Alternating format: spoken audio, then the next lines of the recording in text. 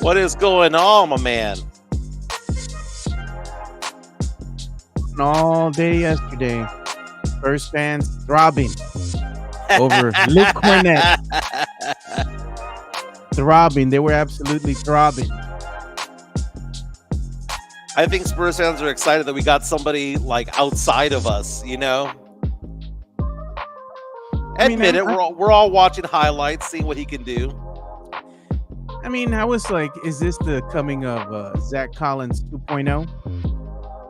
But, I looked at the kids' highlights and seen some things, so it's kind of turned me around a bit. I think he might be a decent backup center, for Wemby there.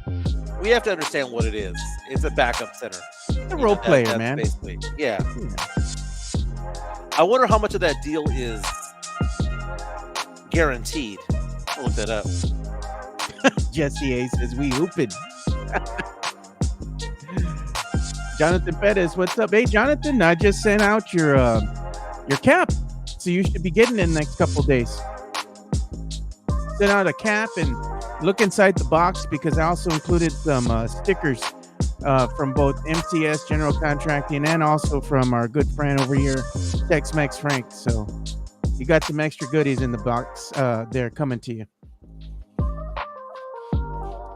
Sam Selena says, no throbbing here, paid too much. Matt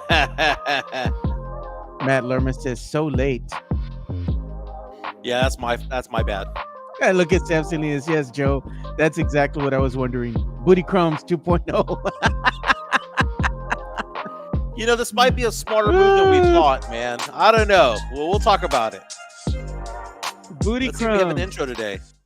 Welcome to another episode of Area 210 Podcast with Mike Jimenez and Joe Garcia. Make sure to subscribe and hit that like button. Join the discussion as we broadcast to you live from beautiful West San Antonio. And remember to tip your hosts as it helps the show grow. What's up, San Antonio? What's going on, South Texas? This is the Area 210 Podcast. My name is Mike Jimenez. That's Joe Garcia. We're going to go for about an hour, 15, hour and a half today, talking a lot of Spurs, a lot of pop culture, a lot of nostalgia. Joe, apologies for being a little bit late today, but I had to work on my 1099s. I had a client meeting that went a little bit long, so I apologize for not being here right at 10, but it's 10:10 in the morning right now. Ready to talk about the Spurs pickup from yesterday. Luke Kornet, welcome to the San Antonio Spurs. And Joe, the reaction on Spurs Twitter, the reaction on Facebook and Instagram, all over social media has been kind of mixed. Half the people out there are going, this is a great pickup for the Spurs. The other half are going, Luke who? 4 years? So what is it, 4 years, 41 million, 10.25 million? Dude's getting a 366% pay raise to leave the Boston Celtics and come to the Spurs. Now, Luke Kornet, for those of you who don't know, is 29 years old. He went to Vanderbilt, was undrafted, became a G League guy, bounced around the NBA for a while, found a home with the Boston Celtics. 4 years over there, won a championship over there, so he is an NBA champion. There's a lot to like, a lot to be concerned about. The dude's 7'2" for crying out loud. So now you have a 7'4" Wemby with a 7'2" Luke Kornet defensively down there, along with Castle and De'Aaron Fox and Dylan Harper and Sohan creating havoc on the perimeter. It's going to make it interesting because this is right now, Joe, we're now finding that the Spurs' identity is going to be defense because we don't have any three-point shooting. If you want to know how many times, guess what percentage three-point shooting he shot last year, Luke Kornet, Joe? 0%. He made 0 3-pointers last year, 1 the year before that, and 3 the year before that. The guy is not a three-point threat. He is not a stretch 5, but one of the best players in the NBA defensively when it comes to guarding people outside of 15 feet. And I was watching on ESPN and the Ringers top 50 free agents of the year. They had Luke Kornet ranked around number 23. So, Joe, I'm not saying the guy's a scrub, but I'm also saying that he's not going to fix the whole thing about being a stretch 5 and knocking down threes or anything like that. He's not an offensive juggernaut. He's a defensive-minded player. But, Joe, one thing that has helped me a little bit is you need to understand what other people are saying from the other fan base. You know when the Spurs got rid of Zach Collins, what did everybody say, Joe? Good. Good. What was he, Joe? What was his name, Joe? Gone. Gone. They were Booty excited. crumbs. Booty Booty crumbs is crumbs. gone. Yeah. Everyone was excited. But we've heard Bill Simmons from the Ringer podcast, right? The Bill Simmons podcast. We've heard all of these people who do Boston Celtics podcasts. And guess what? They're all upset. They're proud that he's going off and getting the bag. Again, he made $2.5 million last year. Now he's going to be making north of $10 million with the Spurs. But I guess hearing the other fan base go, oh, man, they got rid of a fan favorite. And it wasn't a fan favorite like Mamu, who was kind of, he's all right. But Luke Kornet apparently was loved. And they realized that defensively he made things better for the Boston Celtics. So I'm not going to say that I'm excited about this pickup, but I'm not going to say that I'm not going to trash it either, Joe. I'm not going to trash it either. The only thing that concerns me, Joe, is that fourth year. I wonder, I don't know the details of the contract, if it's like an option, like a team option for year 4. Yeah. But if it's a 3-year deal, fine. With a 4-year option, great. But I would have preferred a 2-year deal with a 3rd-year option, to be honest with you. That's the only thing I would have changed about this. Let's take a look at what the deal looks like. But you know what? I'm going to put this comment up there from Leha because I saw the nonsense going on social media, especially on Facebook and the Facebook groups. Yeah. A lot of Spurs fans, y'all are goofy, man. Goofy.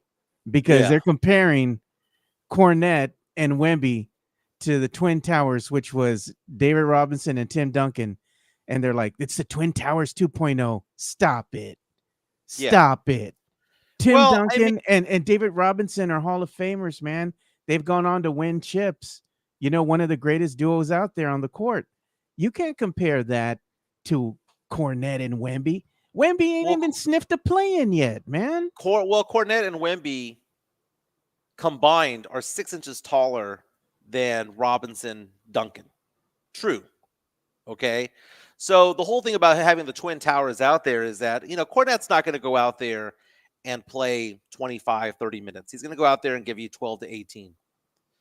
But what I like about this pickup is, we talked about this yesterday, Joe. I said this towards the end of the podcast yesterday. There will be 4 or 5 teams that destroy the Spurs because it's a bad matchup size-wise. Luke Kornet fixes that, right? Because you can't. Does he? He does. He does. He's not going to bang bodies in a way that, Jokic does. He's not Jokic. He's not Robinson. He's not Duncan. But he's a difficult player to play against defensively. Zach Collins, for example, could fire it up offensively from time to time. He could every once in a while catch fire from 3, right? But defensively, he sucked ass. Luke Kornet, though, is a very good defender. He was a all defensive player when he played at Vanderbilt. The guy averages a pretty good amount of blocks per 36. He's not a bad defensive player. You add him. So now look at the defensive lineup of this, Joe. Kornet and Wemby clogging the lane. 7-2, 7-4 combined, together down there. Sohan guarding a 3 or a 2. Castle and Fox. Fox, who led the league and led the NBA in steals a couple of years ago. Castle, who's a really good defender. Sohan, who can lock down some players from time to time. We're now seeing the direction that the Spurs are going in. If you can't make threes, Joe, you better shut the other team down. And that's what they're doing. They're looking at players who analytically are very good at what they do. This was an analytics play, Joe. If you like the movie Moneyball, this was a Moneyball play. Yeah, speaking of money, this is what the deal with Kornet kind of looks like. This is posted by our good friend, a good friend of mine, Paul Garcia here. He's does the Spot Up Pod. You can go check that out over there. Go look at him on the X at Paul Garcia NBA. Does great work. He's saying year 1, 9.5 mil. Year 2, 10 mil. Year 3, 10.5. And year 4, 11 mil. And he says at this point, San Antonio would have 4.6 mil left over for a full 5.1 mil. He says there's still 25 mil under the first apron. Deal can't be signed officially until July the 6th. Mm-hmm. So you have the mid-level exception. You've got and a good chunk being used for this. Yeah. A lot of people are saying that this is the kind of player that you get on a winning team. that he plays winning basketball. He's not a star, and I think that's why a lot of Spurs fans are upset because they have their fascinations with certain players that have big names. But that's not what the Spurs are doing. I think the Spurs are expecting leaps from Castle. They're expecting Harper to be the truth. They're expecting Wemby to be that generational player eventually. Yeah. And Kornet coming on in, it's not a sexy play, but it might be a very efficient type of play. Joe, you know I like numbers, right? I like EFG. Yeah. Right? I like EFG. That's one of my favorite stats, right? But I also like some of the defensive stats. For those who talk about how good Sohan can be defensively, Kornet locking down players defensively is a thing. Yeah. That is a thing. I mean, it's not unheard of for Luke Kornet to lock down certain players. We got some breaking news. Breaking news coming in right now. I'm going to show it on the screen. Look what's going on here, Mike. Breaking news. The Milwaukee Bucks are waiving Dame Lillard and stretching the remaining $113 million on his contract in order to acquire Miles Turner. That's being reported by Sham Shania. That's a great. ESPN. That's a great move. I mean, I feel bad for Dame because Dame is one hell of a competitor. He was loyal to Portland for so long, for over a decade.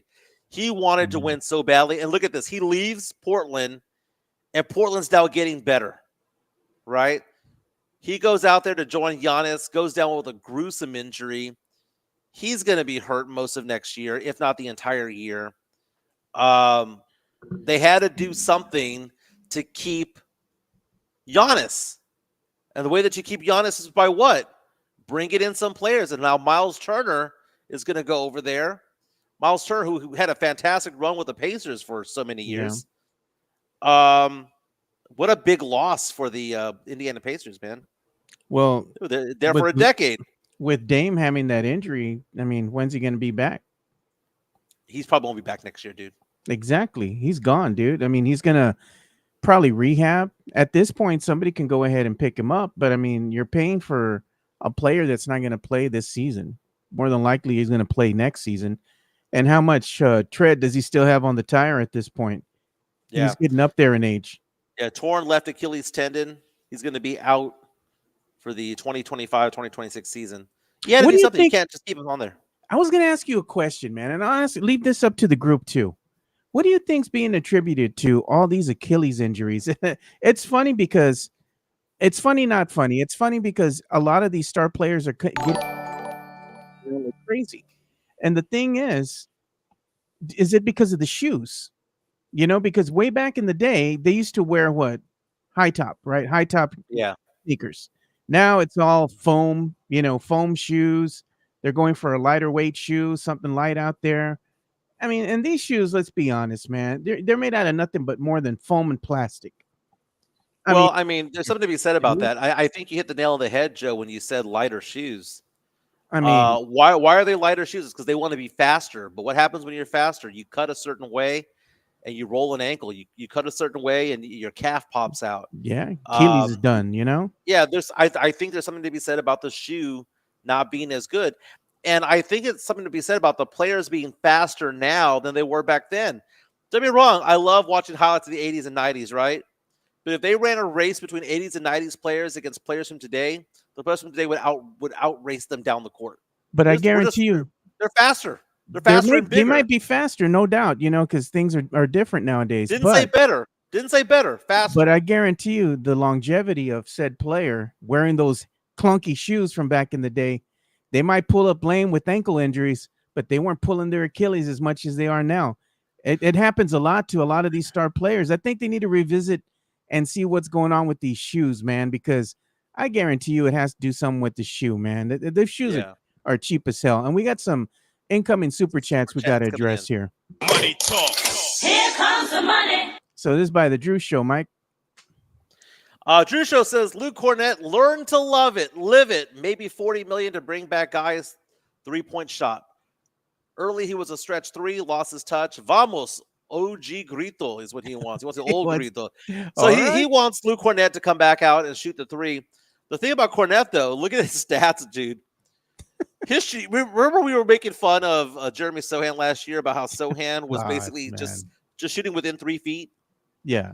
He's got a buddy to do that with him because Kornet, his shooting percentage is off the hook right now, off the chain good. And why is it so good? It's because he You just take 'em. hangs out in the paint. I saw a stat, and I'm verifying this right now. I'm That gonna show this to you. he shot 67% from the field last year, Joe. 70% the year before that, and 68% the year before that. Why? Why is he shooting in the high 60s, low 70s? Why? Because he doesn't shoot threes, man. Well, He's just check. layups and dunks, baby. Luke Kornet said, "Hold my beer, Mike." Look at this fun fact by Luke Kornet. Who do you think holds the NCAA record for most 3-pointers made by a player 7 foot or taller? Who? Luke Kornet. Luke Kornet. He was also their all-time leader in blocks for a single season. Jeez. I mean, he's not a scrub. Is he sneaky athletic, Mike? Wow. Is he the definition of sneaky athletic, Mike? As James Pledger would say from San Antonio Sports Star, he's the first person in the gym, the last person out. Sneaky athletic, aka he's the white guy, you know. But you know what can't you teach, Joe? What does Chuck Tennick say? Height. Can't teach height. You can't teach height. He's 7'2". You have a 7'2" guy there and a 7'4". I don't care how bad you are defensively. Wemby's a really good defender though at 7'4". Yeah. Kornet's a very good defender at 7'2". Sohan's a good defender who can guard multiple people. Castle can as well, and Harper can play D, and then you have Fox who can play D. This might be, Joe, the blueprint for what they're trying to do because that's what they're doing in Portland to get better. Yeah. Right? You look at the blueprint of this team, it's defense is what they're doing. They can My God, just get defense, a couple of man. shooters. Just get a couple exactly, of shooters. Mike. Get it. We got now, because you know what it is, Joe? We're a boat that has holes in it. But you know what?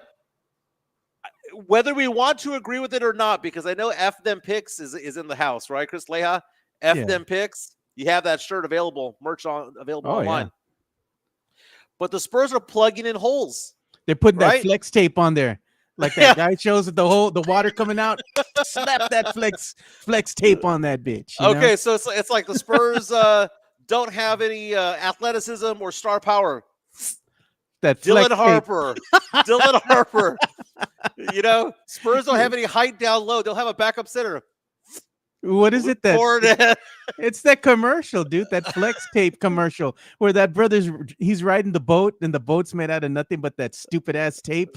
I'm like, come on, man. The thing hits a wave, it's done. You know? Let's play. What's the next flex tape move for the Spurs? Everyone says use Belly, right? If that's how you pronounce his name. I always forget how to pronounce his name. You get another but there's got to be Duncan Robinson's available. I mean, if there's anybody who should be a Spur, is a guy named Duncan Robinson, right?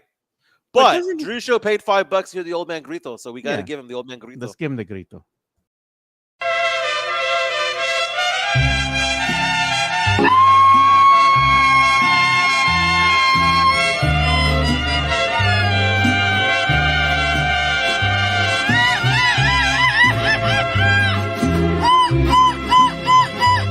Presumir a mis amigos les conté que en el amor. And that I felt that in my soul. That damn grito gets longer and longer every time, man. And we also have another incoming super chat that we got to address. Let me get to that one. But I was gonna say the Spurs getting all these goofy white boys. It's not a thing of the that's new. It's a thing of the past. You know, who did they have as centers back in the day? Like I keep saying, Rasho Nesterovic. They had Will Perdue. You know, I mean, the list goes on and on. You know, who else Matt did they have out there? Matt Bonner, Thiago. You know, it's like, come on, man. Here's another super chat here. Money talk. Here comes the money. Here's some Sam Salinas, Mike. It says if it's defense they're going to focus on in the league that plays none, this could definitely be the, quote, innovation the Spurs need. Hope it works. That's a nice way of saying when the league is zigging, the Spurs are zagging.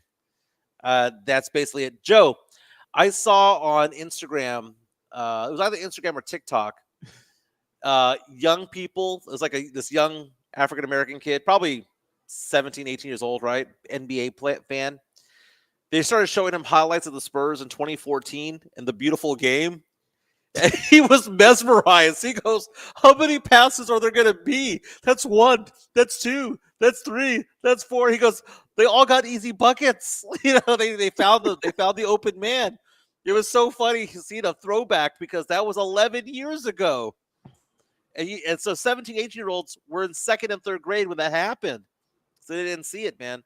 But lots of people are reaching out talking about this Kornet signing of the Spurs.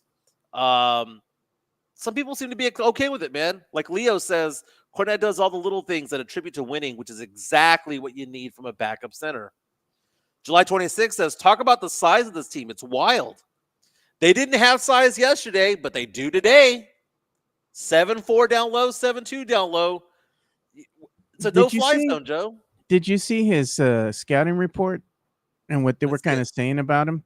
And let me see if I can find it here. It's Luke Kornet. I had taken a screenshot of it. I put it on the graphic as well, so maybe I'll just pull that graphic up. But what they were saying, what you get with him is not so much you're getting like athleticism per se. And I got the graphic pulled up here for Luke Kornet. Scouting report was by Hoops Hype, and they were saying that he's a big man with some athleticism and length. He's able to spot up from the 3-point line, pick and pop option with his range, really good timing as a shot blocker. He can get finessed around the rim though by bigger players. A bit slow in front of the guards on switches. Developed a new technique, they said, for contesting 3-point shots, where he jumps from the inside of the paint to try to cover the rim from the shooter. My pushback on that, Joe, is he doesn't have to play people defensively one-on-one. That's not how the Spurs defense is created. Yeah. When you have Wemby back there patrolling the paint, you have backup. So if he gets beat, well, then Wemby's right there. It's gonna go straight into Wemby. And if Wemby's not there, it's gonna go straight into Sohan or straight into somebody else. So I'm not really worried about that too much. But look at what July 26 says, Mike. I think that's a good comment. Can Luke be the enforcer Wemby's been needing here? Probably no. I think Sohan needs to develop into that role, and to some extent he has. But if you look at the money ball that the Spurs are playing, Wemby should have won Defensive Player of the Year. He's back there. Kornet analytically is one of the best defenders out there outside of 15 feet. He's also 7'2". He's a shot blocker. Fox led the league in steals a couple of years ago. Analytically, an above-average defender is Jeremy Sohan. Analytically, Stephon Castle is too. There's something to be said about what the Spurs are building on that side of the ball. And what do they say? The best offense oftentimes is what? Your defense. And it looks like the Spurs are doing that. They add a couple of shooters, Joe, then I'm going to be pretty excited, even though we didn't land a big name. Even though we didn't land a big name that a Giannis or a Durant or whatever the case may be. Yeah. The team is getting better. It's getting better. We see a better team. So much so, Joe, that I posted earlier today on Twitter that right now DraftKings has the Spurs with the 9th best odds of winning the West, which means that DraftKings has the Spurs as, at the very least, a play-in team at number 9. Last year, the 9 seed won 40 games. They were 40-42. Yeah. That's where DraftKings has the Spurs at as of right now. And that was before getting Luke Kornet. Yep. What did you have them at winning? Because I had them around 43 wins this coming season as currently constructed. What do you think? 44 and 38. Okay. I wonder what you know what? I bet you anything the Vegas odd makers are probably going to be hovering around 43, 44 wins, maybe 45. And, beyond all that, Joe, we need to talk about the fact that the 5th best odds, according to DraftKings right now, when it comes to winning the East, happens to be the Atlanta Hawks. And that is not good for the Spurs because the Spurs have the ability to have a swap with them this year. And I'm looking at the odds. I saved them on my phone here. Cleveland has the best odds at plus 260. The Knicks at plus 290. Orlando, then Boston, and then Atlanta at 10-1. Atlanta picking up a lot of good players on they did, man. Either by trade or by free agency. And we make fun of Kristaps Porzingis, but he's still a 20-10 guy. You see the moves that the Hawks are making. And you see all the injuries that are happening to the Boston Celtics, the injuries that are happening to the The Cleveland Knicks. Cavaliers, Miles Turner leaving Indiana. All of a sudden, that those picks that the Spurs have, we have the 26 swap with the Spurs with Atlanta. That swap is only if they have a worse record than us. But if they have a better record than us, there's no swap. Doesn't look like that's going to convey. We have that 2027 unprotected first round draft pick from Atlanta. Yeah. What if it turns out to be pick 22, 23?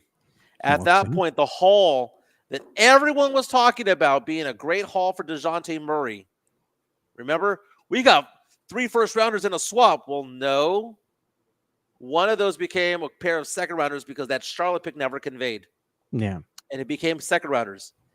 Well, then we have the first round draft pick from this year. So who did we get this year with it? We got Carter Bryant. So we'll see how that one turns out. We're going to have the 2027 pick. We'll see how that one turns out.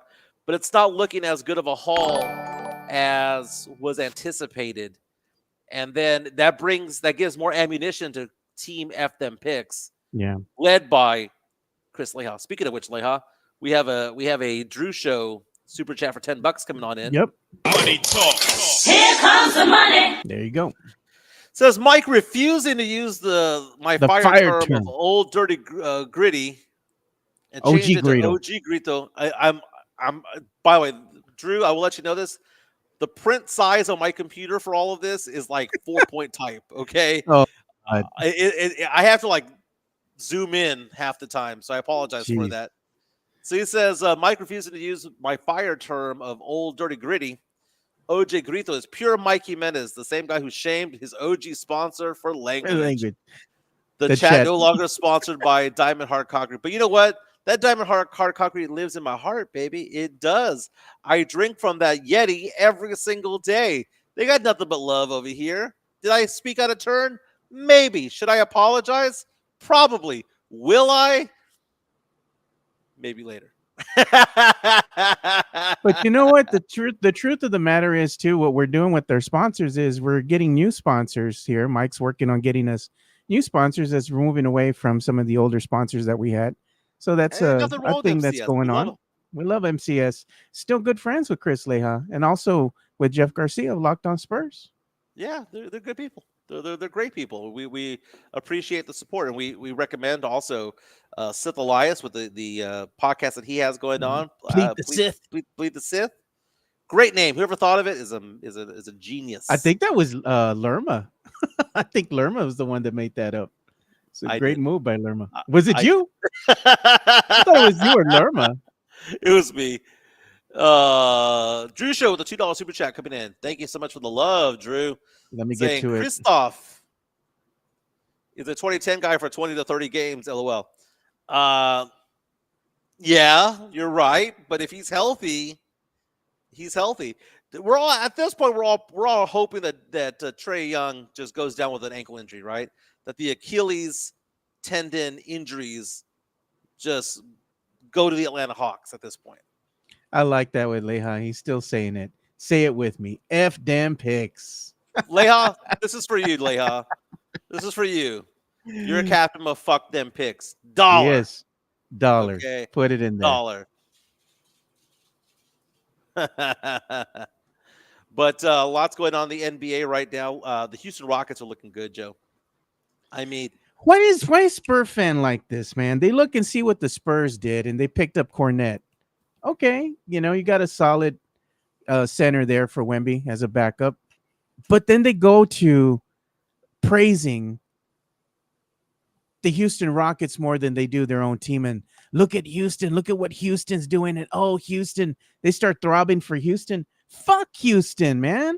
No, I get Why the hell would you gonna root for the Houston freaking Rockets, bro? It's not. No, it's not rooting for them, and to acknowledge that they have had a fantastic offseason is not to cheer for them, but they have to be applauded for what they've done. I mean, everything from locking up their coach for years to come, so they have that stability there, to getting Kevin Durant, not really giving up the farm for him. I mean, literally, they gave Phoenix back their draft pick. I mean. They didn't have to give up the farm for them. They got Jabari Smith Jr. on a good deal. Van Vliet came back with a hometown discount. It is a fabulous, fabulous offseason for them. In the NBA Western Conference, there's tier 1, and that tier 1 is Oklahoma City and Houston. We're fighting to be part of tier 3, right? Tier 2 is probably what? Denver, maybe the Lakers if they can find things going, if they can get things going their way.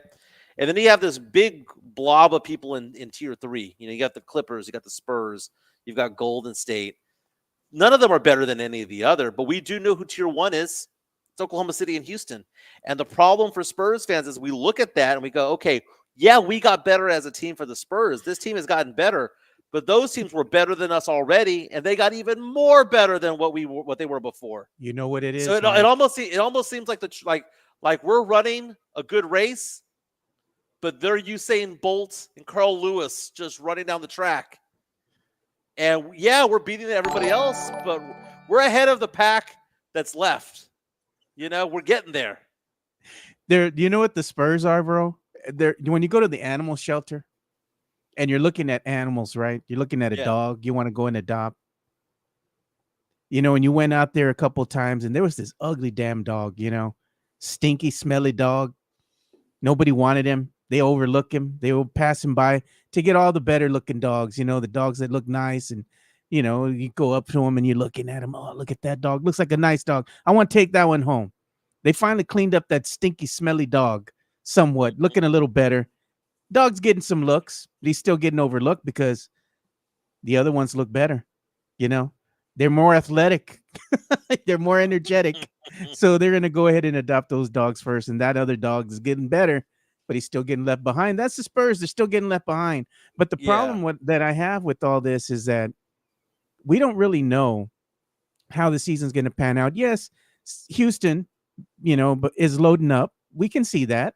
They're trying to make a push. But what they did is they gave away their future for a win now mentality. So with Houston, if they don't go far into the playoffs, it's a wasted season. It's a wasted season. That's the gamble for that win now mentality. But the Spurs are not lining them. I'm sorry for interrupting, but the Spurs are not lining themselves. The Spurs are not lining themselves up to make deep playoff runs this year. They're lining themselves up to make deep playoff runs in 2028. The future, That's what they're doing. But go ahead. I'm sorry for interrupting. No, that's all I was saying is like right now the Spurs, even though they might not be these contenders by any stretch of the imagination, the team is getting better. We can see that. The problem that we have and why we criticize them so deeply, me and some of the other fans out here, is that we just want to see them win again. We want to see them be, in that conversation where, hey, it's exciting because they're in the in the run for that 6th seed, 7th seed, 8th seed. They're going to be in the play-in tourney. They're in that conversation. That's all I want as a fan is I want to see them get back to that, to where it's exciting again, where I see Spurs and I have Fiesta hand in hand. I can go down, Market Square. I can go to Nyosa or wherever, Oyster Bake, be wearing my Spurs gear and look around and see everybody wearing their Spurs gear. It's a different vibe in the air, man. The city, it wakes up. I'm waiting for the city to wake the F up, Mike. Again, I want to see that happen in the summer, and I want to see the Spurs being able to go into the playoffs, still be relevant when it's Fiesta going on. It's a different aura in the city. And we do have a super chat right now coming in from the Drew Show. Yeah, Drew's still coming in. Here comes the money. Saying, am I the only one who wants to see Kornet come out with a tennis racket in the loud suit and glasses? You feel me, Sith? Someone mentioned to me that on social media that Kornet looks like Brent Barry's long lost child. Dude, he looks like Brent Barry, man. Just a taller version of him. He looks like Brent Barry if Brent Barry was left in the microwave for 12 seconds. Hey man, word of advice, brother. Just stay away from Tony Parker. Keep your girl away. I think this is the season for the Spurs where things are going to transition from pessimism to optimism. Because we're probably going to be a 500 team, right? Glass half full type of thing when it's all said and done. People are asking on the chat, who are the Spurs better than? Well, according to DraftKings, I have the odds right here. DraftKings has the worst team in the Western Conference being, Joe, at number 15, the Utah Jazz. At number 14, they have the Portland Trailblazers. Number 13, they have the Phoenix Suns. Yes, Joe, DraftKings has the Spurs better than the Phoenix Suns when they lost Kevin Durant, for crying out loud. Oh, look at Chris Gonzalez No. cooking you. Joe just wants to wear his Spurs jersey with an undershirt. Come on, Mike. Wear it without the undershirt.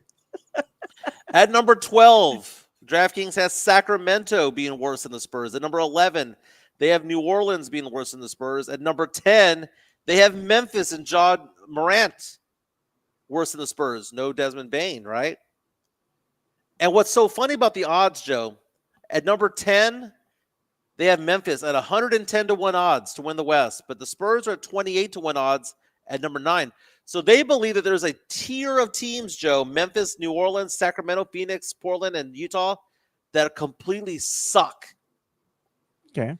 The Spurs are in a lump right now in tier 3 with Dallas, the Clippers, and the Spurs, those 3 teams. The tier above that is Minnesota, Denver, LA, and Golden State, and then the top tier is Oklahoma City and Houston. So, I mean, the Spurs are in line to be fighting for the right to what? Play Oklahoma City in the first round. Is that going to be bode well for San Antonio Spurs? It's not, but you need to have the experience, man. You need to have the experience. They need to be kicked in the mouth, curb stop so they can get better, come back better next season. Yeah. I mean, how many more losing seasons is Wemby going to be here, man? Well, he's here for the Spurs for 8 seasons, man. He's going to year 3 of 8. How many losing seasons is Wemby going to put up with? The Spurs, they desperately do need to get better. They're trying to make an effort to do that. But at the same time, I mean, you need to surround the brother with some shooters, man. I mean, you're addressing some of your faux pas here with defense, right? They didn't have a good defensive team. Now they're looking like they're getting better defensively. You have a center. Great. You're addressing the size inside the paint. But the problem is you still need to go ahead and surround the team with just good role players that can shoot the 3, Mike. That's what I'm waiting for. And that's the next thing. Yeah. Like they need to address that. We joked about the flex tape, right? We've talked about the flex tape, right? We need to have shooters. Yeah. And would Duncan Robinson, for example, who formerly played for the Miami Heat, would he get you excited? I mean, I know the name gets us excited, but Duncan Robinson, I'm looking over his stats right now. This past season, averaged 11 points per game, 24 minutes. He's somebody who's known as a 3-point shooter. I'm looking at his career stats from 3. I mean, the guy is a career 39.7% 3-point shooter. How much is it going to cost? Yeah. How much is it going to cost? Look, Mac, I'm like this, Mike. If you can get 2 guys, 3 guys, maybe, 2 guys at least, 2 solid players that can shoot the 3 ball at a healthy clip, that's their job.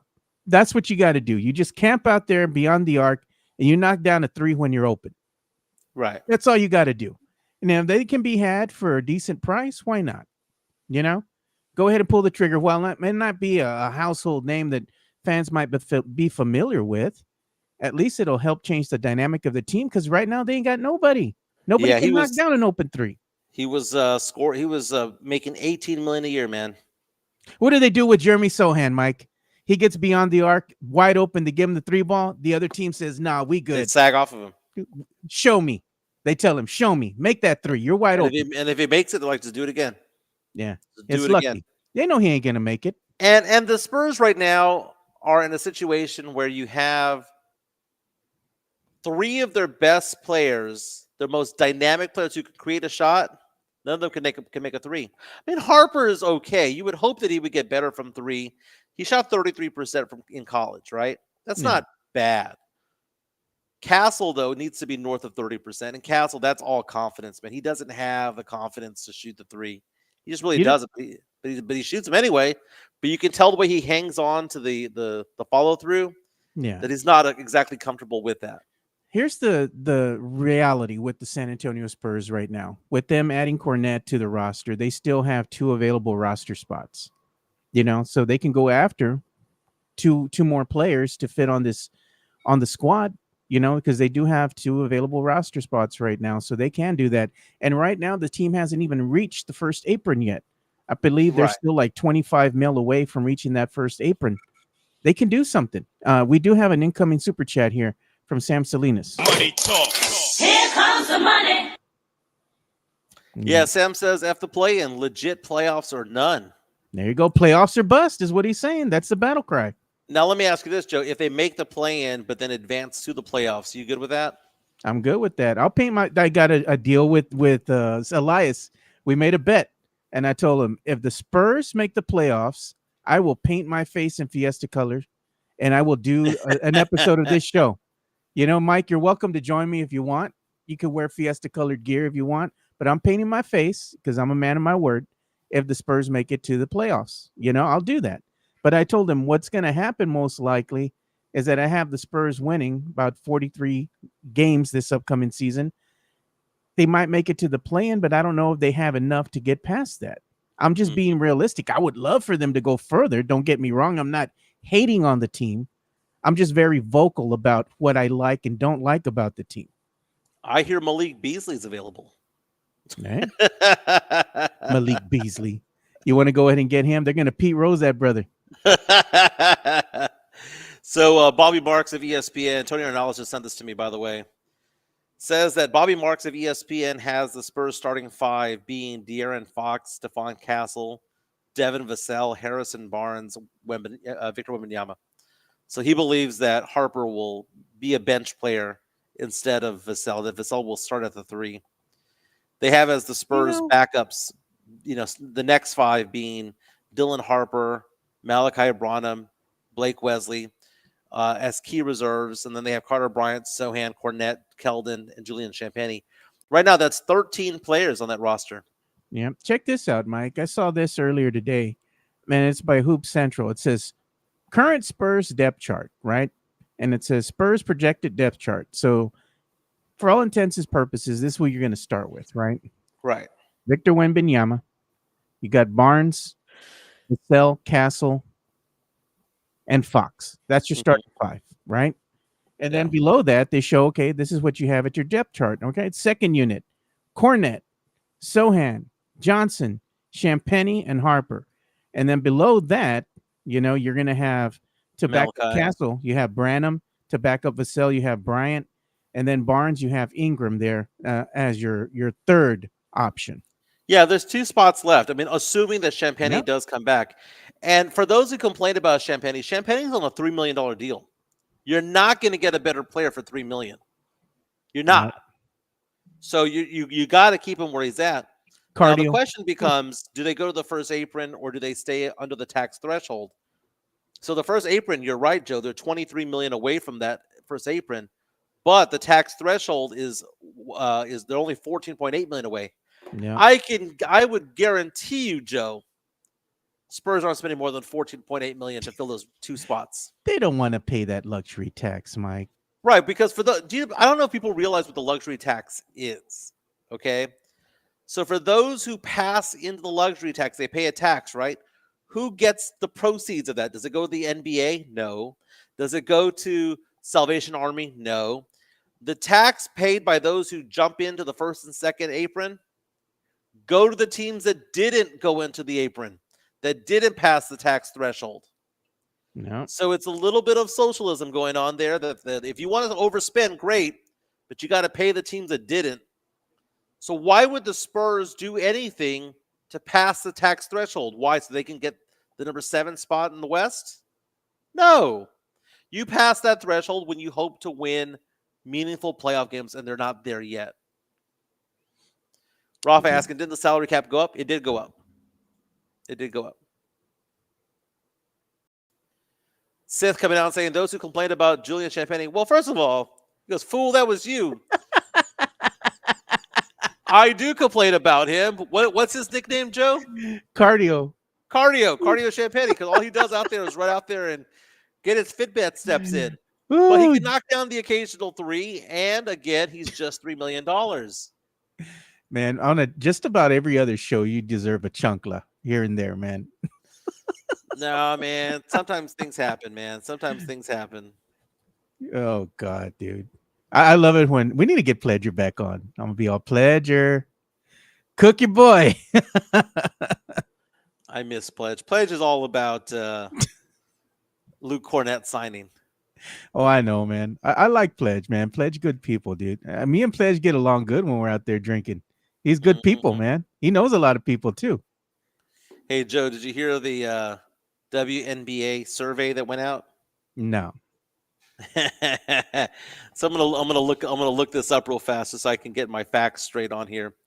But there was an NBA survey that went around where they were asking people on the WNBA to rank various players. Remember Tyrese Halliburton by The Athletic was named to be the most overrated player in the NBA? Yep. Well, there was a survey done of WNBA players to rank people by position. Guess where Caitlin Clark ended up?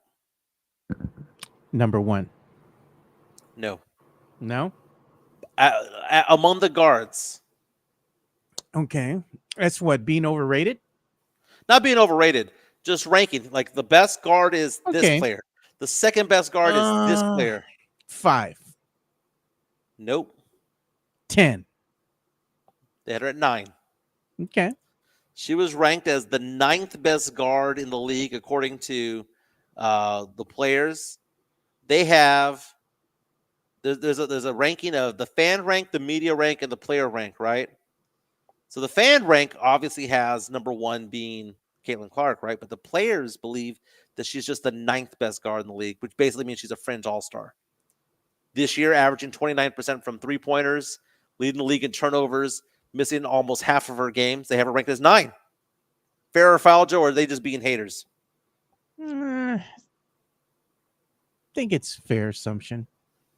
Robert Griffin III, former college football great, former Washington Redskin / commander, was all upset on Twitter saying the players voted Caitlin Clark the 9th best guard. Stop hating. What's he been smoking, man? Now the fans ranked her number 1. The media ranked her number 3. The players ranked her number 9. She's one of these overrated players. Is she good? Yeah, she all right. Mm-hmm. You know, but I mean, it's like this, Mike. The more time that she has out there on the court, the more time the teams have to scheme against her. And I think what's going to happen to her, she's going to have the evolution of her game. She's going to have to add some other, let's say, weapons to her arsenal. She needs handles, Joe. She's being found out. She can't dribble for crap, dude. She's being found out, Mike. She's being found out. They learned how to play against her now. And if you body her and you push her and you get physical with her, I mean, she's going to fold. You know, either that or she's going to retaliate and you could just flop and then get her thrown out of the game. Mm-hmm. Now, the player rankings, they had Alicia Gray at number 1. This is according to the players, right? The media had Alicia Gray at number 1. The fans had her at 7. Yeah. At number 2, they had Sabrina Ionescu from New York. She's the three-point shooter. Dude, Sabrina Ionescu is a better three-point shooter than Caitlin Clark, dude. Just call it what it is. Yeah. Number 3 player rank, according to the players, Skylar Diggins. Number 4, Natasha Cloud. Number 6, they had Kelsey Mitchell. They had Kelsey Plum at 16. I'm looking for 5. It's cut off on this list. But at number 9, they have Caitlin Clark. Okay.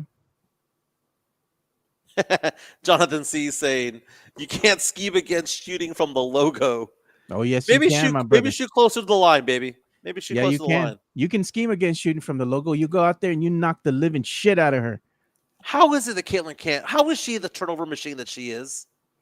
And all these people who are like her apologists are like, well, she throws the ball so hard that her teammates can't catch it. Like, that's the stupidest reaction ever, dude. That's the stupidest reaction ever when it comes to it. Maybe she just makes poor decisions with the ball. You know, you can attribute it to that, and you can attribute it to low basketball IQ at times. You know, she's like Keldon Johnson, you know, where you just kind of put your head down, bull in the china shop, you know, and go straight to the rim. Exactly. She also can't dribble to the left. And look, man, I got nothing but love for Keldon Johnson, but I'm going to call a spade a spade. That's what he does at times. And what happens when you do something like that? You're either going to get to the stripe or it's going to be a turnover going the other way for an easy dunk. One of the two. Joe, the Pittsburgh Steelers, man, might be getting rid of TJ Watt. What's going on in Pittsburgh, man? It's amazing. They got rid of Minka Fitzpatrick yesterday.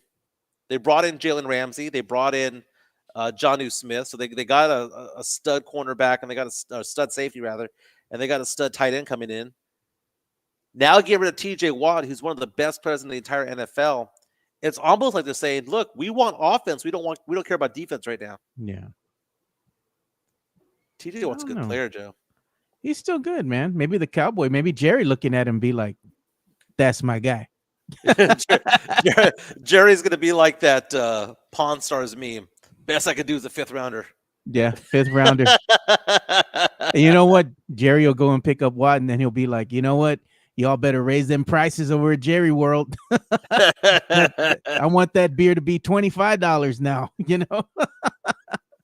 I mean, it's ridiculous. The biggest Jerry Jones moment was when the NFL signs a contract with Coca-Cola, and he's like, "No, we're doing Pepsi in this bitch." He's like, "This is my building. We do Pepsi over here." Jerry, I don't know what's wrong with Jerry. That and the I guess it's just ignorance of him not wanting to put up the curtain. It's affecting your own players, man. Like, put up the damn curtain. When you have a concert or you have a boxing event, a wrestling event at Jerry World, you know what they do, Mike? Mm-hmm. They put up the damn curtain. They got curtains. Jerry don't want to put them up. It's his pride. I'm like, Jerry, you dumb. Jerry's stupid, man. Joe, do we have the pop culture jingle still? Yeah, I think we got something here. Let's see. We haven't done a pop culture reference in a while. Something made me feel old yesterday. All right, let me see what we got. Entertainment news. You want me to do that? The entertainment news? Sure, we'll do that one. All right.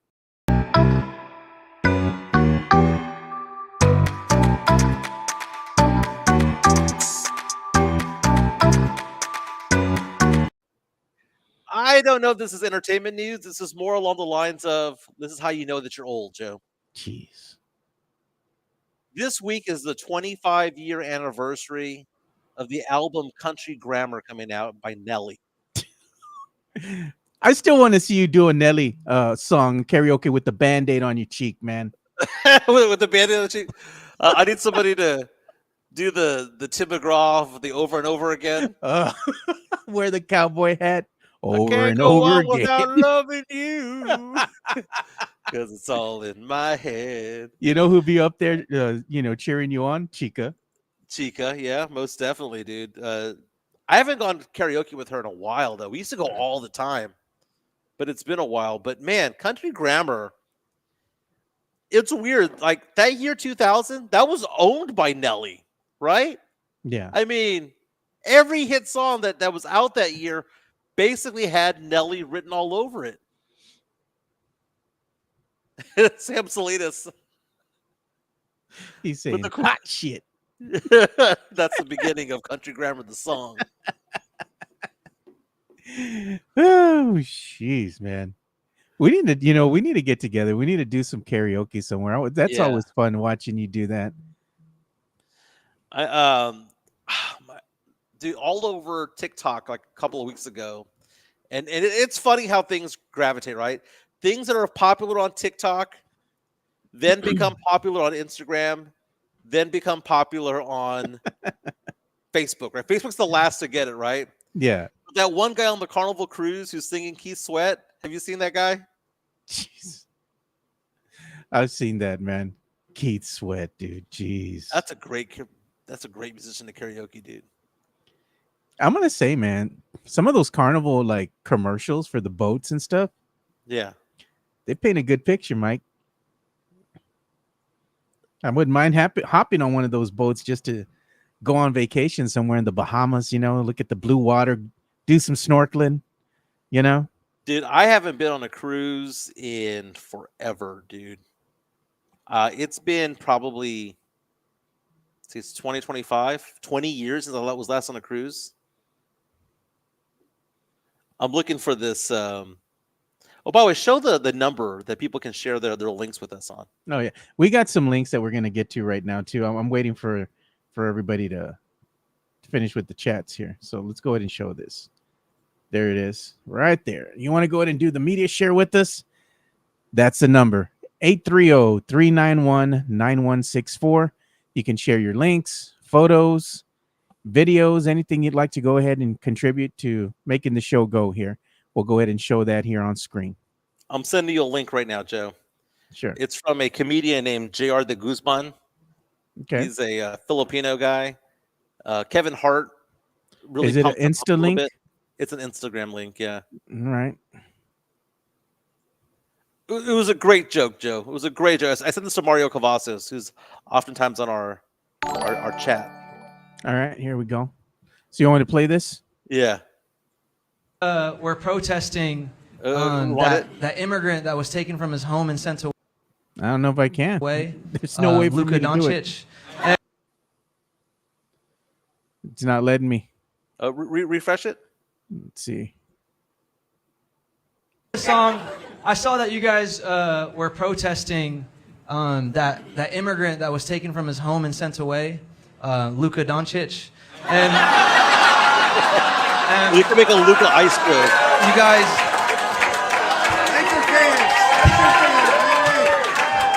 That's so cool how much of allies you guys are. I wrote this. Luka. Come on, man. Freaking Luka. Got a dollar super chat coming on in. Yeah, let me get to that too. And we got a lot of stuff going on today, man. We have getting hit over here with a whole bunch of stuff from the media share, and then over here with the super chats and the chats, dude, trying to Why keep is up. everybody's Money talks. Here comes the money. It says, thank God Mike didn't say back in the day. It's one of my phrases. What can I say, man? Thank you for the super chat. Tony Look saying at that cruises are too ethnic for me. Only Carnival cruises are too ethnic for me. Everything else is fine. My. Dude, there's a big difference, Joe. Is Carnival Cruise the Spirit equivalent of Spirit? Yeah. That's a good way of putting it, Joe. Look, have you been on Carnival before?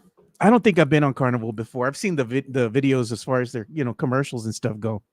I mean, Carnival is kind of like the drunk cruise, right? Everyone's Yeah. just hammered, has the nightclubs and the comedy clubs and all that stuff. It's just 20-somethings getting drunk off their ass over there. That's the Carnival cruise. If you want to have like the nice cruise where you enjoy the view, enjoy a nice cocktail and a good meal, maybe a good casino in there, that's probably Royal Caribbean. Royal Caribbean. What's that other one that they have? Royal Caribbean or Norwegian, or was that other one something of the seas? What is it called? yeah. I don't know. I think that something of the seas might be what's it called? Look at Carnival. Might be part of the Carnival. Yeah. Carnival is the Carnival's Joe's the Joe's volcano of volcano. cruises. So I was telling Chica the other day about how, how Chica's Native American, right? Yeah, just like She's me. She's got that Apache blood, Yeah, and she's predominantly Apache, right? yeah. And so she does this thing where she sometimes jokes about her Apache cry, right? Her war cry. She makes jokes about this, that, and the other. Well, I was telling her the other day, because she was saying that there's so many different things that are quote unquote Indian related, like sitting Indian style. She was like, well, where the hell did that come from? And she was talking about like bad things that people say that they don't realize are offensive. I told her, I was like, babe, there used to be a club in San Antonio that we used to go to called Savages. Oh, remember Savages? And it had like a Native American theme. Yeah, I remember that. She goes, it was called Savages. We were talking about clubs as teenagers and how like our kids don't do that. She has kids in her 20s, and mine, I have one that's 21 and one that's 12. They don't know what it's like to go clubbing as a teen. They don't know kabooms, Joe. Oh no. They don't know the music gallery. They don't know Joe's Volcano. Club Image. Noche Caliente. I know you've never been there, Mike. Come on. Noche Caliente, I don't think I ever went to. I went to Planeta several times. Planeta Mexico, but I know you've never been to no Noche Caliente, dude. We have a trade coming in, dude. Or do we have that breaking news banner? Yeah, we do. I'll go ahead and Yeah, play it right now. let's, Hold let's on. see. Let's see if it's a Schefter bomb. Okay.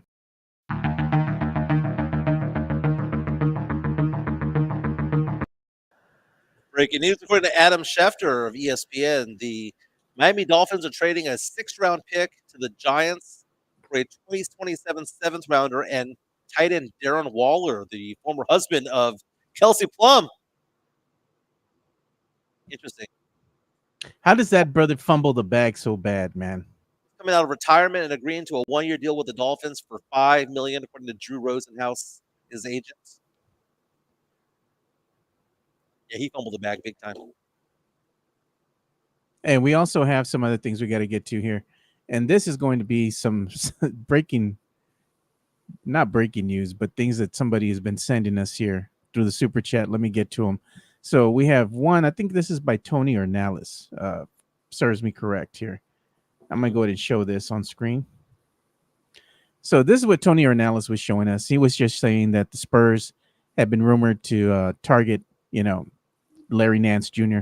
And it says in the past he shot 44.7 from three, and last season he the 6'7" was a versatile defender and 3-point shooter. So Spurs are going to be rumored to be going after a lot of these, free agents. Did you know the Spurs had a player on the roster that shot 41% from three? Who was that? Malachi Branham. And Spurs fans hate him. They call it the traffic cone defensively, but I mean, he shot 41% from three, 40.5 to be exact. And then we Look have at some. I'm not going to show this one because it exposes everybody's information. I don't like to want to. I don't want to share that on screen, only for the fact that I don't want everybody's phone numbers getting exposed here. So we got to be careful what we show on screen. But let's show this. I think this was from the Drew show, and he was showing the comparisons. Okay, this is the first picture, right? Because we're talking about Kornet, right? So that's the first picture there. Let me show you the second one that he put up here. And the second one is kind of the Photoshop with Kornet's face on the dude with the racket. It looks pretty good, man. And he has his Spurs logo. Well he says done. my art isn't appreciated. Well done. Well done. And then we have our friend, of course, Sith Elias here. He's over here plugging his show. So we're going to go ahead and show that because you're going to use the media share. We're going to go ahead and show what you all are putting up here. So let's go ahead and go in here. And he's saying, plead the Sith. Yeah, he's saying, plead the Sith, 7:30 p.m. on YouTube. He says it's on Sweep the League TV. And he's going to have his guest will be Leha. So tonight he also going to have El OTC Sucio. What's that going to be? Mr. Leha here, Chris Leha. So go and give our good friend over here, Elias, a listen as he does his show, Plead the Sith. Very nice show. What are you doing for 4th of July? Probably just going to hang out here. Brought tickets to go see that Jurassic Park movie. So I'm probably going to go check that out. Probably around 2:30ish at Flicks Brew House. Then I went ahead and went to Sam's over the weekend. I brought a whole bunch of stuff, bro. They had a big old box of these popsicles, the flavor ice from back in the day. Mm-hmm. It was like $8, $10 for a big ass box, dude.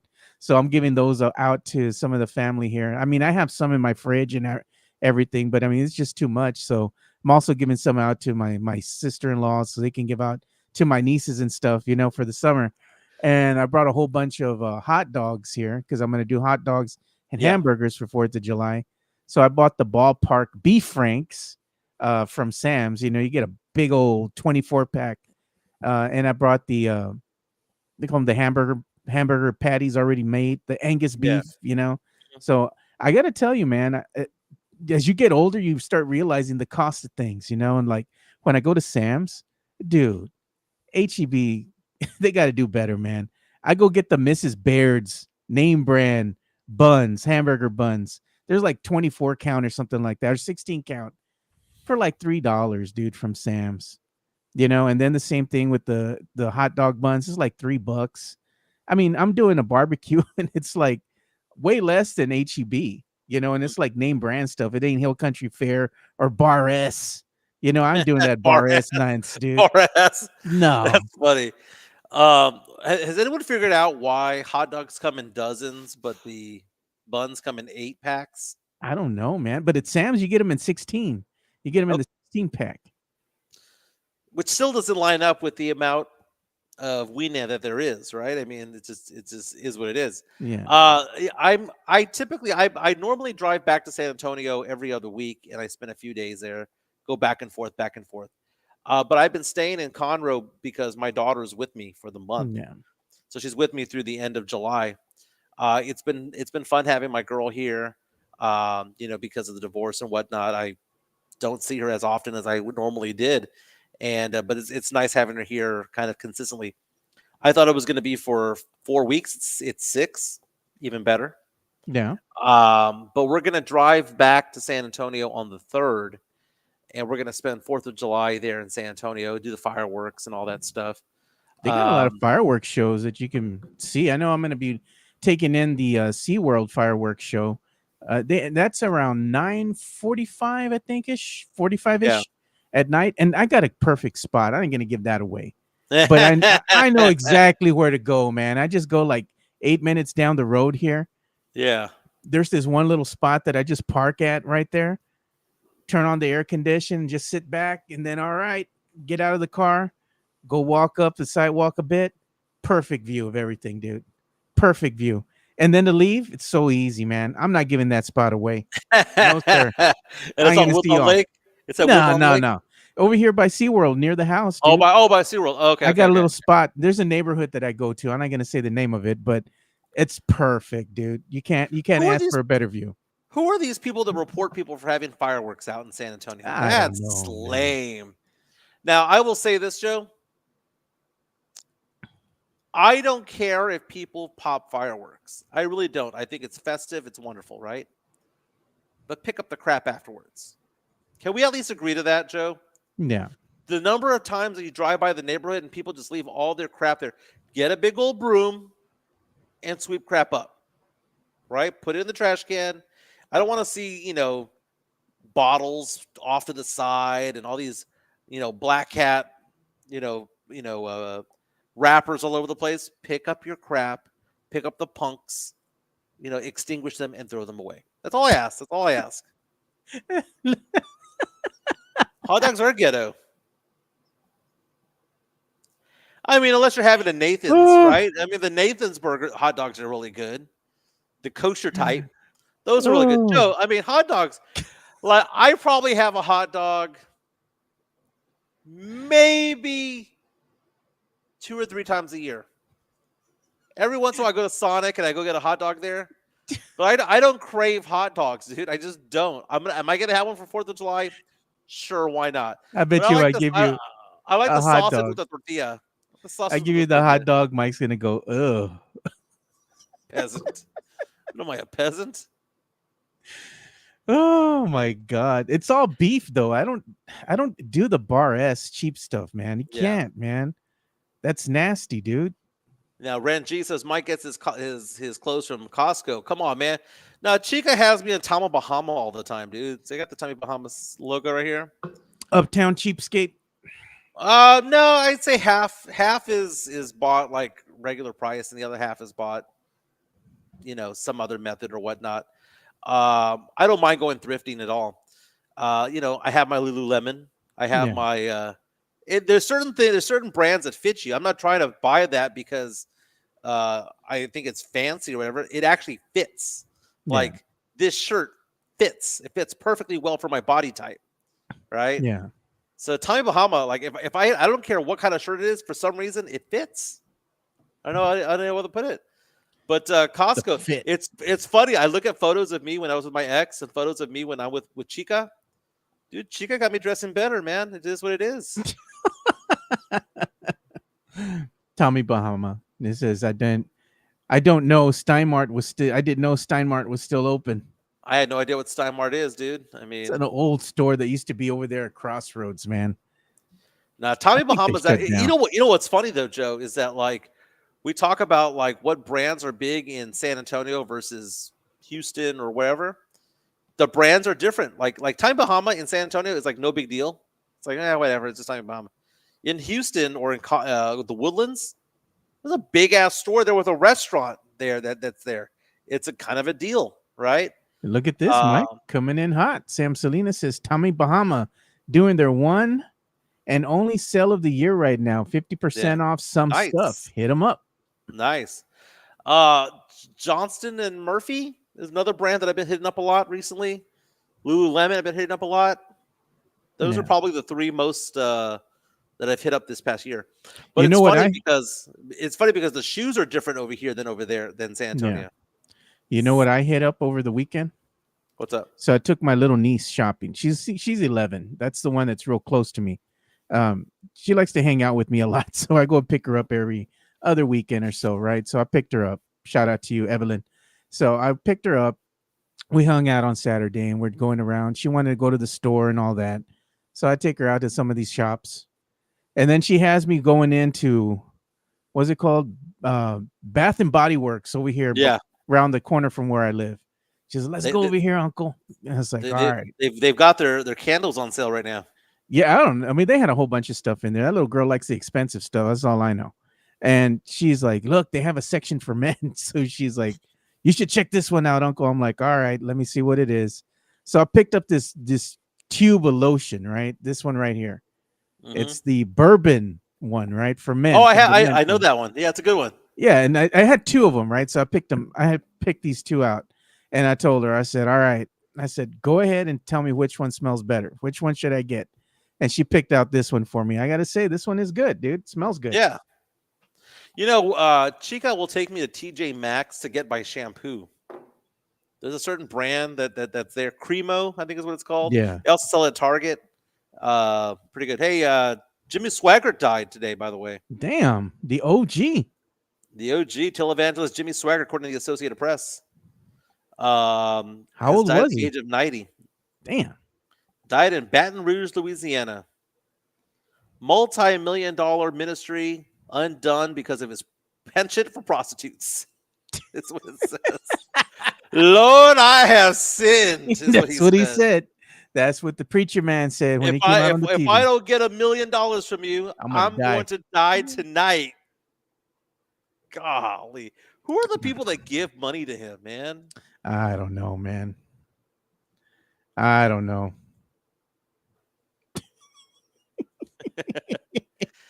What kind of cologne does Mike wear? Says, what kind of cologne? I am wearing Sauvage, and I don't even know how to pronounce the brand. The YNES. What is that? It's a fancy brand. I know that. You got me. Look at this one. That's what it says in the logo. Jonathan C. In the wise words of the Big Puma, send the family a ham. The OG Cochino. That's what they're saying, Jimmy Swaggart. Dude, that guy sweated like Patrick Ewing, dude. He was white Patrick Ewing when it comes to sweat. Man. Oh, man. He had to come out and he had to say that he was with that prostitute because they already had so much dirt on him, dude. There was no way. That's when the Inquirer was a thing, right? Yeah, they already had so much dirt. I think they had incriminating photos. They had the works on him. So he just bit the bullet and came out. I remember watching that as a kid, laughing my ass off. He dressed in the congregation, for I have sinned. I was like, oh, man. Look at business idea for the show. Create a cologne called Marbach Nice. No, bro. The smell will come off of you. Marbach Nice? That's Drakkar. Drakkar. No. What was that other one from back in the day? The one that everybody got. No, it was a different one.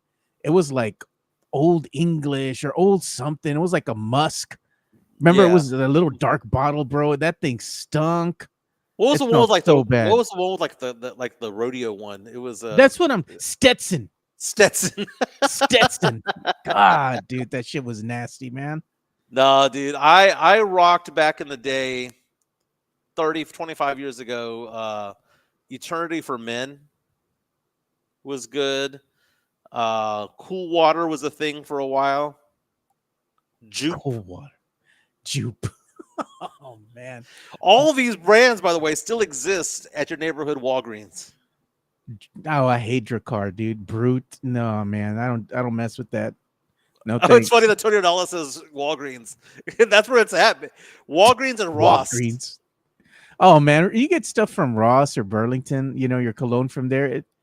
It's not gonna be like the best stuff, man. It's like Yeah. I mean, it's all right, but it's not like the top tier. The top tier stuff you have them like in your department stores, right? Yeah. So I got Sauvage recently, and it's all right, man. I like the other one that I have better, but Sauvage is fine. But I spritz it on, and then I see a commercial with Johnny Depp on there, and I can't stand Johnny Depp. And I'm like, oh my god, Was it him walking with those wolves, the lobos? yeah. Oh god, that's so stupid, man. Oh, look at that, Joe Gonzalez. Jason Garcia with a great comment. Sex Panther, nice. No, I love that one. That's a good one right there by Jason Garcia. Too Ethnic by Mike Jimenez. All right, so everybody on the chat right now, what are you listening to? What are you wearing right now when it comes to cologne? What is the brand clothing that you're wearing these days? 'Cause come on, everyone making fun of my Lululemon, making fun of my Johnson and Murphy, my Travis Matthew, and all that stuff. It is what it is. But I like getting dressed up. I like wearing polo shirts, Joe. If they had another cologne review, it would be Make More Money by Michael Jimenez. And the box would be a $10.99. I forgot we said that one time to Chica. I think we're at Sean, why did I have Jimenez's cologne? Now he doesn't want to wear it. I remember one time we said that to Chica when we're at an Uptown Cheapskate, and I was telling her some of the stuff that we say on the show. And I said, Yeah. Mike's favorite phrase is make more money. And she starts laughing. She goes, oh, the embellisher. She tells me. Because I know she don't care about none of that stuff. She'll be like, oh, y'all do what? A podcast? Why? Why? Why? That's a new thing now. Everybody's been using that Dr. Sasquatch, man. It's like they have soaps that? and all that. Oh, yeah. I've seen Yeah. that. I don't know, man. It doesn't smell good to me. The Cremo stuff, like for like body wash and all that's pretty good, dude. Yeah. I can't do Zest anymore. Rudy G says City Sweeney bathwater is what he's. What was that going for? Like $8 a bottle? It's I don't know. It's infused, sold is what he out. said. That's funny, dude. It's sold out, man. Nobody, I don't know, man. People just buying that stuff like crazy. It's sold out everywhere, man. Yeah. Look at that Michael Jordan cologne. Do you remember that? Pour Home 2, it says, by Gucci. I guess that's what Nice. Jason's wearing. He's look at Tony Ronaldo says, been married. He goes, I'm 48, been married for 20 years. Every man Jack deodorant is good for me. There you go. You know what? That's one thing that you should do when you get your new place there with Chica. Yeah. You should get like all the old school colognes and you just put them there in the bathroom, right on the sink. Remember, like they used to do back in the day. Oh yeah. Dude, pay the guy $1, and you're like, dude, if I pay the guy $1, Try your hands. I want the soap dispense. I want the towel. I'm gonna get a mint and a gum, and I'm gonna spritz something, right? As much as I hated that guy because it cost me $1 every time I had to take a piss, I do miss that guy. Or what about OG? gas station cologne? The one that you get in the dispenser? Oh, that's gross, bro. It's similar to is what it says. Gas station cologne. That's like buying that gas station condoms. Remember they used to have the dispenser over in the bathrooms at the clubs? Like, geez, man. It was ribbed for her pleasure, and it was glow in the dark. All sorts of weird shit happening there in the bathroom. I think at one of them they even had like the edible underwear next to the condom dispenser. I'm just like, what's going on, man? Dude, our club days were raunchy, man. Dude, the clubs had it going on back in the. Remember they used to even have like the cigarette dispenser too, the machine. Yeah. Some Oh of no, them the did. guy that you give the $1 to just for the right to take a piss. He had cigarettes. Yeah. Yes, he had cigarettes also, man. Just bum a Marlboro Light. Yeah, $2. $2. $2. Yeah, you got to pay him a little bit extra for the cigarette. Can I get a cigarette? Yeah, $2. Can you imagine though, man? You had to be in that bathroom the whole time, just what? And at the club, there was always the old man. And I'm going to ask you to play it, Joe. There was always the old man wanting to start a fight inside the restroom. He looked like the guy at the Citgo gas station, Joe. Oh, Can you this see him, guy. Joe? Can you see him? Todos me pegan toda la pura verga. Me trepan a la verga. Mira.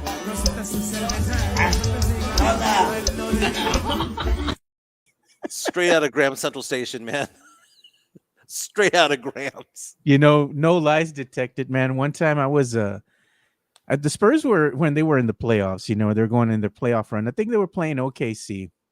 And me and some of my friends that went to some sports bar, and I found my way down Military Drive on the south side, right in that little shopping area that they have right in front of the Mayan Theater. I think it was like the Area 210 sports bar. No, it was something, I don't know what it was called. Sports bar. And we were there. And the Spurs, they dispatched Oklahoma City. Everybody was there celebrating. We were gonna go down Military. You can go honking after the Spurs dispatched OKC. I remember going in the bathroom right away because they were already up big, in the fourth. And then some guy just comes in the bathroom randomly. And all these guys are there, waiting to get in line. You're in line waiting to piss or whatnot. This brother comes in there, man. And I just remember him pulling out a bottle. I don't even know where he pulled the bottle out of. I think he had it in his pants or something. And he's like, all right, man, everybody, we're going to do shots. What the fuck, man? Yeah, that happened to me too, Joe. I had a good friend of mine. I won't out him when it comes to it all. He showed up to a bar downtown on New Year's Eve, the Davenport. I don't know if you remember that bar. I used to love that bar off of Houston Street. Yeah. He showed up with a briefcase with nothing but bottles in there. And he was just pouring drinks to everybody at the bar, dude. At the bar. Badass. Didn't get in trouble. It was New Year's Eve. No one cared. It was awesome. But Joe, throw my number up there if you can, Joe. 210-508-0369. If you have questions about investments or insurances. I counted up all my accounts this morning, Joe. I restarted my practice 3 years ago. I've been doing this for 20 years, but I was on the management side. I went back and became an advisor about 3.5 years ago during COVID. I counted up all my accounts right now, Joe. $21.55 million worth of investments flow through me. And I have another $500,000 that I'm working on today. I don't care if you're just starting. You need a life insurance policy, an old 401k. I don't care if it's $1,000 in there, $500 in there, $10,000 in there. I don't care. Bring it to me. Let me invest it for you. 210-508-0369. 210-508-0369. There are pretty cool investments out there, especially if you get into the range of $10,000 to $25,000 or more. Lots of good investment options there for you. Some downside protection available as well, which means that if the market goes down, you don't lose, or you don't lose as much. Very good ways of looking at it, man. 210-508-0369. Life insurance, disability, long-term care, all of that stuff. Give me a call. MJ saying getting that big, beautiful tax bill. Yeah, I saw that urgent that Trump's bill passed the Senate 50-50 today, with the vice president signing the tie-breaking vote. Goes back to the House, and then it goes back to the Senate. So we'll see, because the Senate parliamentarian had to tell them whether it was legal for them to do what they were doing. Took out certain things. They had to reword other things. It's now going to the House, and we'll see if it passes by July 4th. Yeah, I'm going to show one more pick here before we head on out of the media share. Oh, to ask Tony, I don't have $25 million of my own. My clients have $21 million invested through me. So this is what somebody had sent us. This is a AI photo, and they're trying to put you in front of Marbach. This is you as a piñata. I like it. And not a Marbach, but in front of Ingram Mall. You're in front of Ingram Mall. That's you as a piñata. That's my hood, Ingram Mall, man. Holmes High School. Yeah. Class of 95, baby. Brother, I got to let you go, man. I got to get back and get back to work. I was late for reasons because this one client is doing some money with me, He was late, which made me late, but I got to get back and do some research. But we'll be back tomorrow. We're off on Friday for 4th of July. Yep. Everyone have a fantastic day, and welcome to the Spurs, Luke Kornet. The Kornet era begins in San Antonio. Yep. Don't forget, our merchandise is available. Top right, QR code right there. Yes, sir. All right. We'll see you boys tomorrow. We're out. Peace. See ya. Thanks for the super chats.